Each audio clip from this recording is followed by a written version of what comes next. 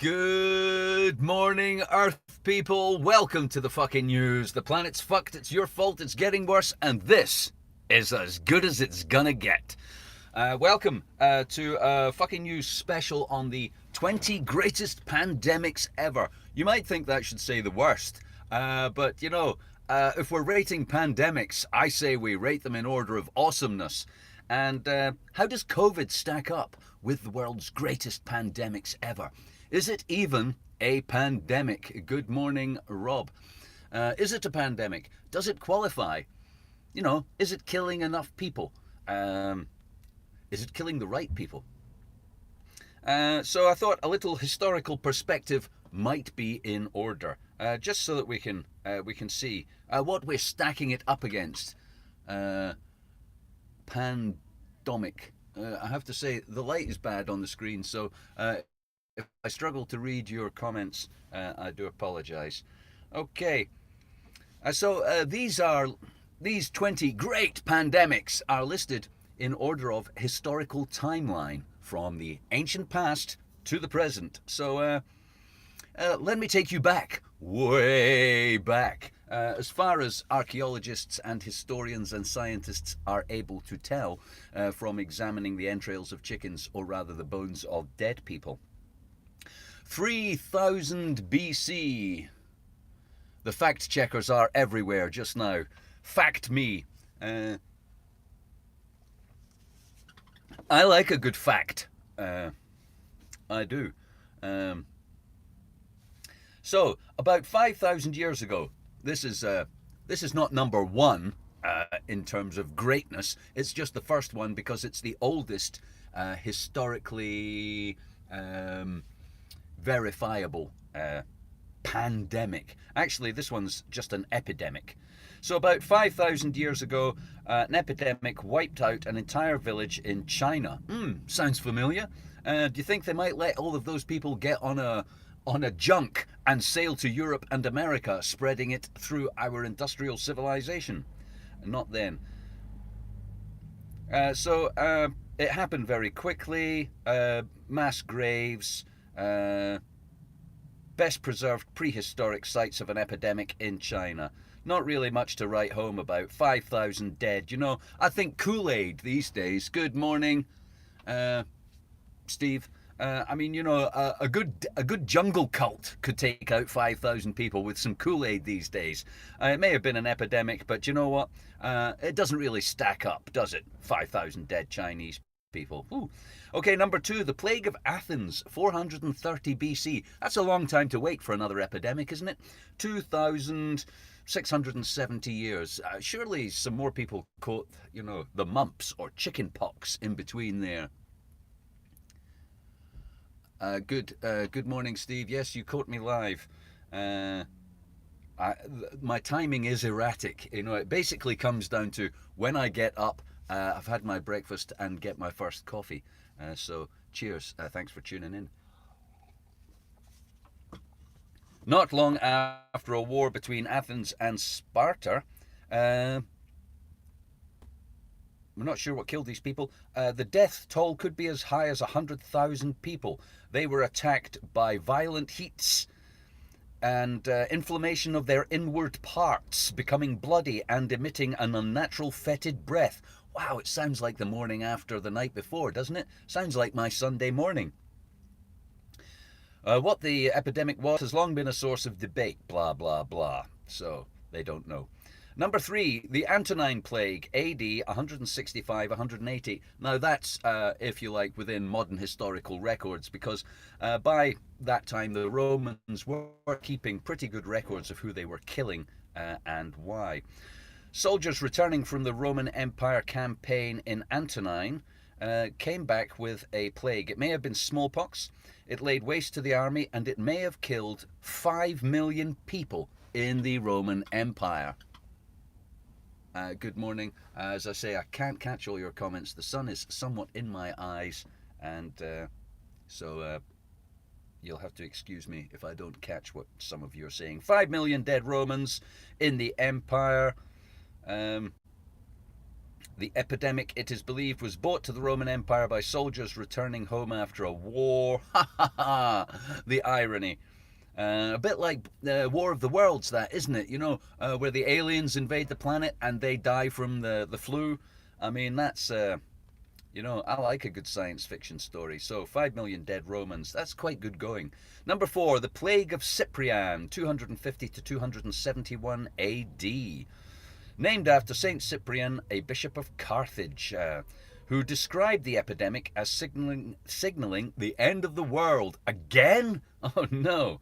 Man, the world's had more comebacks than Muhammad Ali, than, I don't know, who's had a lot of comebacks? Elizabeth Taylor, who's had a lot of comebacks? Britney Spears. The world's had more comebacks from the end than Britney Spears. The world is currently doing a permanent Las Vegas cabaret and early evening show. I would have the lobster and the steak if I were you. This plague is thought to have killed 5,000 people a day in Rome alone. Mass burial sites of plague victims. The bodies were covered in a thick layer of lime to kill, or, you know, imaginarily kill diseases. 3 kilns used to manufacture lime to cover plague victims were discovered. Experts aren't sure what the disease caused. The bowels relaxed into a constant flux. Sounds gnarly. Discharging the bodily strength. Fire originated in the marrow and ferments in the wound of the feces. Oh dear, you don't want that. Okay, number 5, the Plague of Justinian, AD 541 to 542. Fairly short-lived, just a year, so no need for a great reset then. The Byzantine Empire was ravaged by the bubonic plague, which marked the start of its decline. Sound familiar? Plague, decline. The plague reoccurred periodically. Some estimates suggest up to 10% of the world's population died. Now, at that time, the world's population was probably, you know, not more than, I would say, 500 million. So you're looking at 50 million dead there. Pretty good going, pretty good going. The plague is named after the Byzantine Emperor Justinian. Blah blah. He also caught the plague but survived. However, his empire waned after the plague struck. Number 6, the Black Death, 1346 to 1353. This is a biggie, the Black Death, and so I will just share with you, if I can, the picture of the Black Death, because, you know, oh yeah. An early zombie movie, The Black Death. The Black Death travelled from Asia to Europe. Sound familiar? I wonder if it came from Wuhan. Leaving devastation in its wake, some estimates suggest it wiped out half of Europe's population. Bring out the dead, indeed. It was caused by a strain of the bacterium Yersinia pestis on infected rodents. With so many dead, labour became hard to find, bringing about the end of serfdom, in a way, and better pay for workers and the end of Europe's system of serfdom, suggesting that surviving workers had better access to meat and higher quality bread. The lack of cheap labour may also have contributed to technological innovation. Just can't get the help these days. Need to build some robots. What we need is some AI. To automate. We need some self-driving trucks. The Cocolotzi epidemic, this is a South American one, 1545 to 1548. The infection that caused the Cocolotzi epidemic was a form of viral hemorrhagic fever. It killed 15 million inhabitants of Mexico and Central America. A recent study examined the DNA from skeletons, found that they were infected with a subspecies of Salmonella, causing dehydration and gastrointestinal problems, still a major health threat today. Number 8, American plagues, 16th century. The American plagues are a cluster of European diseases brought to the Americas by European explorers. Explorers is a nice word for, isn't it? Explorers, rapers, pillagers, murderers, invaders, colonial masters. And so these illnesses included smallpox, chickenpox, measles. Some estimates suggest 90% of the indigenous population in the Western Hemisphere was killed off. Now there's a fucking pandemic. Guys, gals, there's a pandemic. None of this like, what's COVID killing? COVID is killing less people than malaria. COVID is killing less people than diarrhea. COVID is barely killing more people than AIDS. Diseases and infectious pathogens we've been living with forever, and we have never, ever subjected our populations to draconian totalitarian fascism or fucked our economy to the tune of 30 trillion. Makes you wonder what's going on, doesn't it? Doesn't it? Makes you wonder what the fuck is really going on when the alleged pandemic isn't a pandemic. No mass graves, no dead bodies piling up in the streets. A death toll lower than seasonal flu in Europe. Woo! But you know, you carry on. Just carry on believing that shit if you like. Me, I just can't bring myself to believe this rabid nonsense. Where were we? 90% of the Western Hemisphere dead. Okay, number 9, the Great Plague of London. Just a small outbreak of bubonic plague in London, 1665 to 1666. By the time the plague ended, 100,000 people, 15% of the population of London, had died. It was followed by the Great Fire of London. Number 10, the Great Plague of Marseille, 1720 to 23. Historical records say the Great Plague of Marseille started when a ship carrying a cargo of goods from the eastern Mediterranean was quarantined, but the plague still got to the city. Plague spread quickly, and over the next 3 years, 100,000 people may have died. Small potatoes. Number 11, the Russian Plague, 1770-1772. Plague ravaged Moscow. The terror of quarantined citizens erupted into violence. Riots spread through the city, culminating in the murder of Archbishop Ambrosius, who was encouraging crowds not to gather for worship. 100,000 people may have died. Catherine the Great struggled to restore order. Number 12, Philadelphia Yellow Fever Epidemic, 1793. Yellow fever seized Philadelphia, the United States capital, at the time. Officials wrongly believed that slaves were immune, and as a result, abolitionists called for the people of African origin to be recruited to nurse the sick.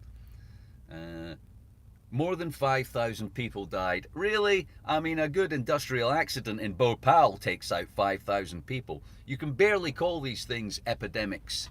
It's a pandemic. The flu pandemic, 1889 to 1890. It's in the modern industrial age. New transport links made it easy for influenza to wreak havoc. The disease spanned the globe, killing 1 million people. That's, just about the coronavirus levels at the moment. Earliest cases were reported in Russia. Number 14, American polio epidemic, 1916. A polio epidemic started in New York. It caused 6,000 deaths. Yawn! I mean, really, 6,000 deaths. Fuck's sake, man. You probably handguns in Chicago are killing that many people in a year. If anybody wants to Google handgun deaths in America, I seem to remember once upon a time Colombia was the most dangerous country and Bogota the most dangerous place on earth, with 45,000 gun murders per year. If that's not an epidemic by these figures, what is? Spanish flu, 1918 to 1920. An estimated 500 million fell victim to the Spanish flu, with up to 50 million dying. Go, girl, go! Despite the name Spanish flu, the disease likely did not start in Spain. Funny that.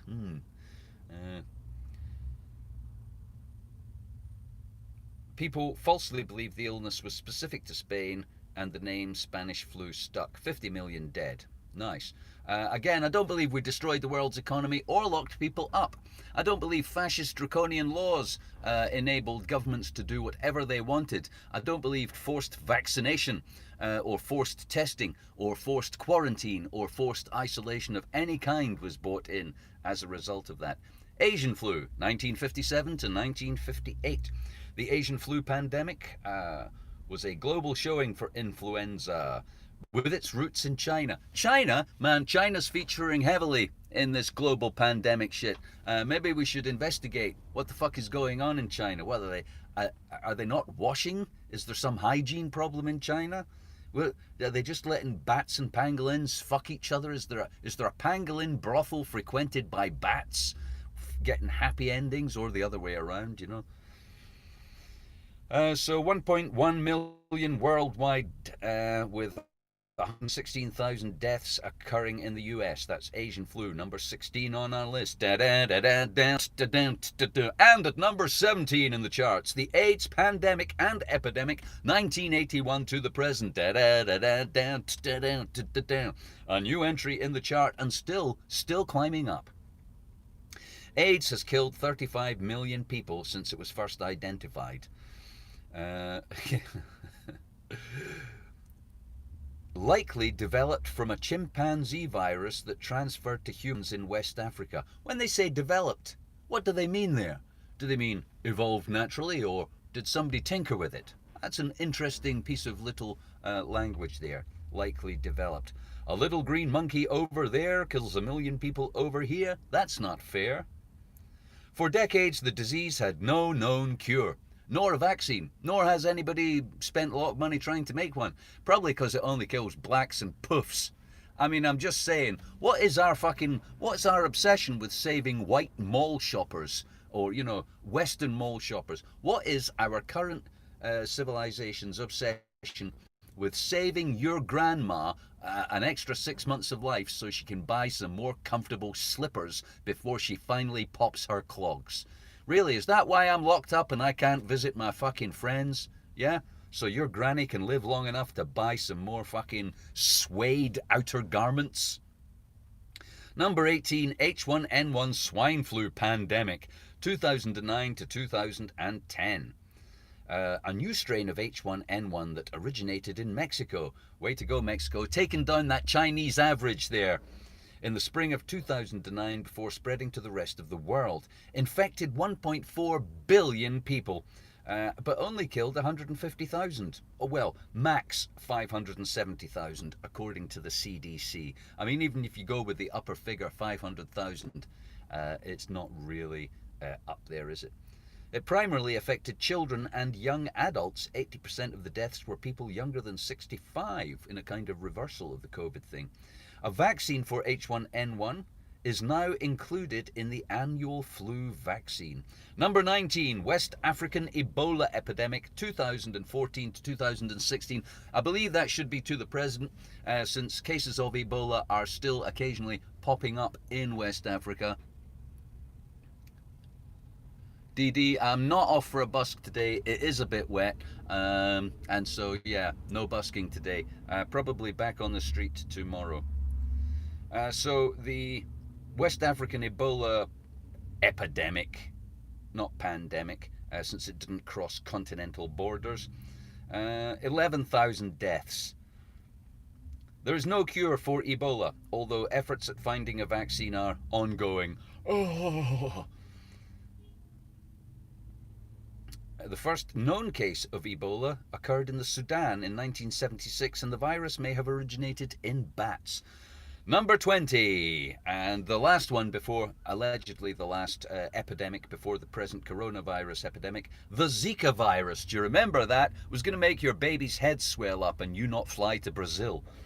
The impact of the recent Zika epidemic won't be known for several years while we make some shit up about it. Spread through mosquitoes, can be sexually transmitted, can attack infants in the womb, not harmful to adults or children. It's not even giving a death rate for that. Learn what a pandemic is. Discover what the coronavirus outbreak can teach us about bringing samples back from Mars. I would say don't. You know, I think if we're having trouble dealing with something that just came from fucking China, I think bringing samples back from Mars would be a foolish idea. You know, what then? Mars flu? And so there are your 20 greatest pandemics and epidemics of all time. So how does the coronavirus stack up against that? Well, current global death toll, where's my figures there?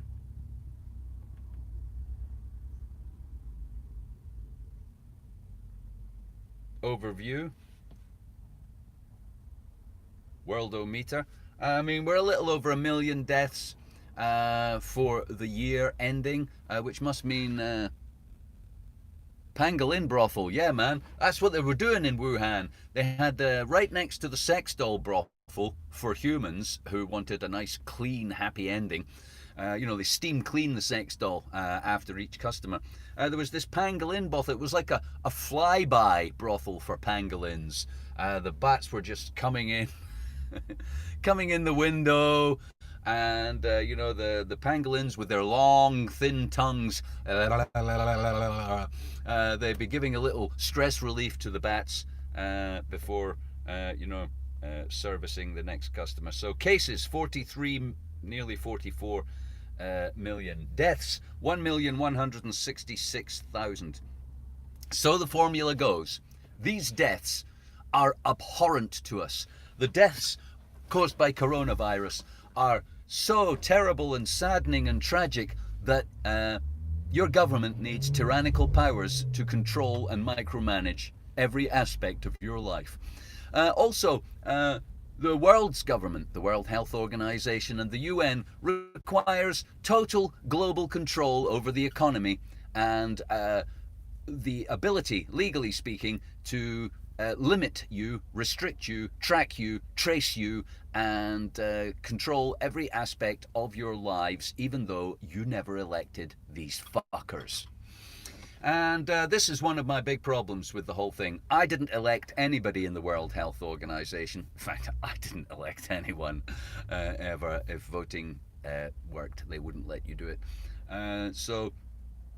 But these people are unelected, and their logic, their reasoning, their rationale for doing this stuff to us, for taking control of our lives, doesn't stack up. We let millions of people die all the time. 2 million a year from diarrhea, 1.5 million from malaria, dengue fever, yellow fever, typhoid. Man, the list is fucking endless. Millions and millions and millions of people die every year from diseases we could do something about for $1. $1. Now what? We're 30 trillion into breaking the economy for coronavirus, and laws for tyrants all over the world have been established that allow them total control over your life. Really? Over 1 million dead grannies? Are you fucking shitting me? So I think coronavirus deserves to be considered the greatest pandemic ever, not because of who it killed, not because of how dangerous it is. Quite the reverse. It's barely going to shorten your granny's life by 6 months. No, coronavirus is the greatest pandemic ever because it has been the greatest use to the world's liars, murderers, and scum, aka your rulers and the people who own everything of value and importance on this planet. And they're not finished with us yet. They're not. The shit hasn't even begun to hit the fan. So let me paint a brief picture for your near-term future. Economic collapse, curfews, food rationing, power cuts, watching niggers die on your 4K television while you still can, and wondering where it all went wrong. Okay, I'm off to entertain myself at home instead of busking. I hope you're not disturbed by any of this news, because at the end of the day, today is as good as it gets. And if you're here listening to this and watching this, you're in a good place. So I hope you enjoy everything you have to the max, man. Fucking roll it out, crank it up, and blaze away. Have a good time. I know I'm gonna. See you next time.